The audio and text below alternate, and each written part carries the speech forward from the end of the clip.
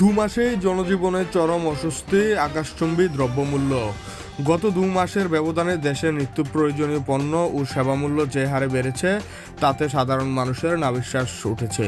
জ্বালানি তেলের দাম বৃদ্ধি থেকে শুরু করে বিদ্যুৎ ও পরিবহন বাড়ার প্রস্তাবিত মূল্য মধ্যবিত্ত ও নিম্নবিত্তের জীবনে করে তুলেছে বিপর্যস্ত। গত 2 মাসের ব্যবধানে দেশের নিত্য প্রয়োজনীয় পণ্য ও সেবামূল্য যে হারে দাম বেড়েছে তাতে সাধারণ মানুষের নাভিশ্বাস উঠেছে।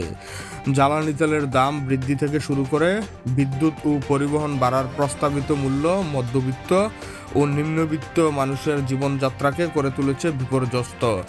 এক নজরে সাম্প্রতিক মূল্যবৃদ্ধির তালিকা: জ্বালানি তেল লিটার প্রতি বেড়েছে 15 থেকে 20 টাকা। এলপিজি সিলিন্ডার 1 লাফে 599 টাকা বৃদ্ধি পেয়েছে।